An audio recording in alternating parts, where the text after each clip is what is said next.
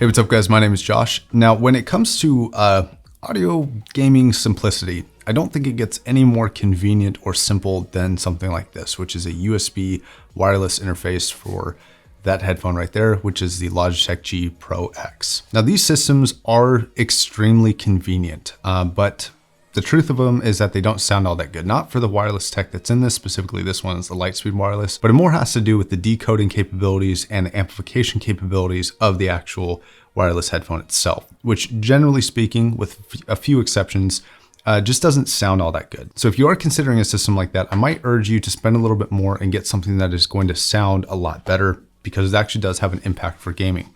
For example, this PC38X. This headphone is great for gaming, not because of its features, but because of its merits as a device that creates sound. This headphone, in comparison to other audiophile level equipment, actually sounds really, really good. And it's because of that sound reproduction that it actually competes really admirably as a gaming headphone, which it's built to do with the additional microphone and volume knob and things like that. But systems like this and systems like the 58X or some of the Beyerdynamic headphones, some of the Audio-Technica headphones, a lot of those headphones are kind of diamond in the rough gaming headphones, but they need an amplifier to power because they are not wireless. They are not self-powered like something like the G Pro X is. So that is where things like the Mayflower Arc come in. So the inputs and outputs are relatively simple, and I'm going to go through them from left to right. So on the back, you have your RCA outputs that are volume controlled. You do have a microphone output on the back, which can send a signal to headphones, for example. You have USB, high-low gain, optical input, and an optional 5-volt DC input. Now you can run this whole thing off of PC power, and it's not going to make any more or less power plugged into a wall.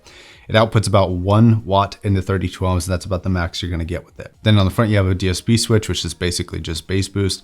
Then you have your RCA versus headphone output switch, your power/volume knob, and then your 3.5 microphone input and headphone output. Now for the 38X, this is actually kind of like a match made in heaven because it comes with a cable that is perfectly tailored to fit that system.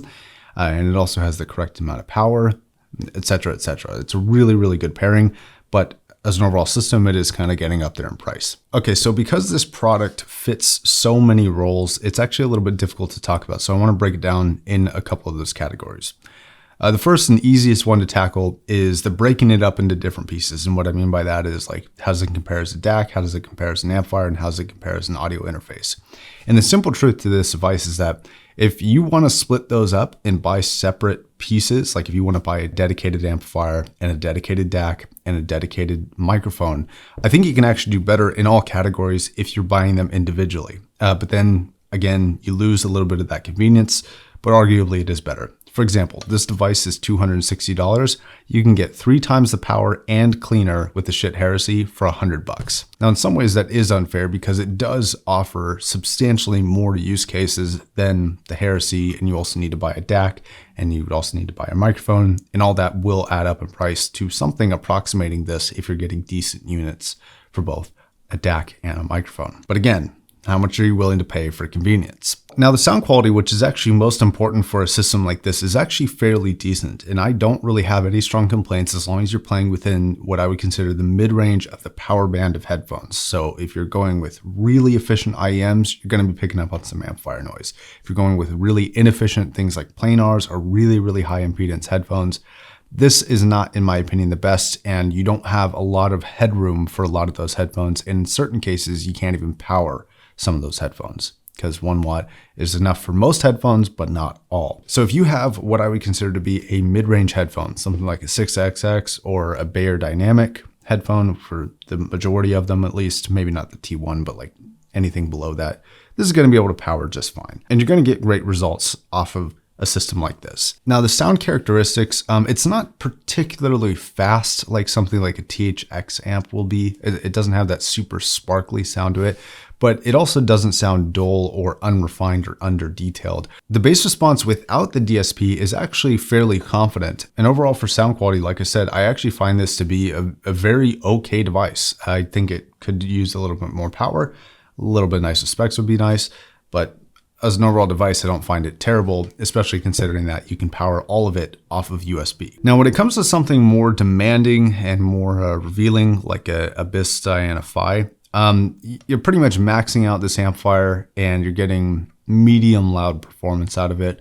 The good news is it doesn't have a lot of distortion when you get higher up in volume.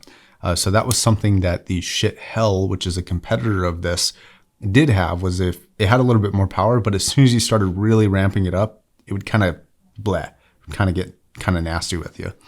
This kind of maintains its integrity at just about any volume level that it can put out, though it doesn't put out a ton of volume for, again, those extreme cases of demanding headphones. So now we'll do a microphone test comparing this versus the Zoom H4n on the same microphone from that 3.8X, just so you can get kind of baseline performance. So this is going to be the Mayflower Electronics preamp test.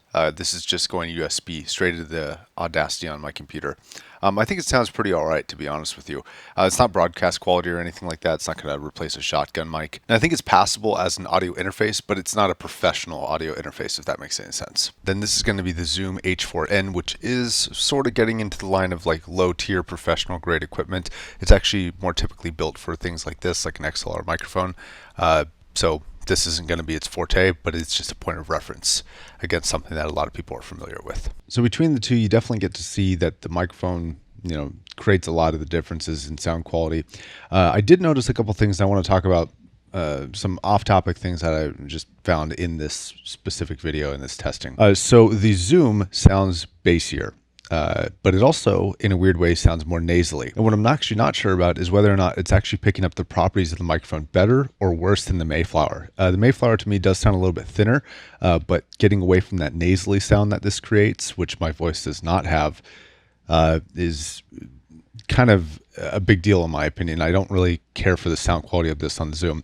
Now, what was interesting was what I didn't actually notice the bass when I was just listening to the comparisons between on the 560S of this microphone. I was listening to the two. I picked up the nasaliness. I picked up the high resolution difference between the two, which isn't that much, and that's mostly due to the limitations of the microphone.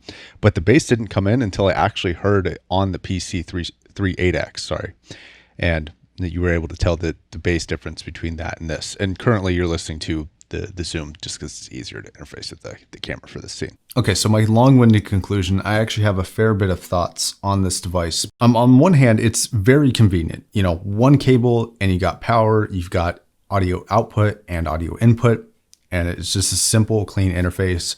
That's very, very nice. Now, it will also work not only with Windows, but also Linux and a PS4. I don't think it will work with an Xbox though. Now, I think where I land on this device is that it is a good device.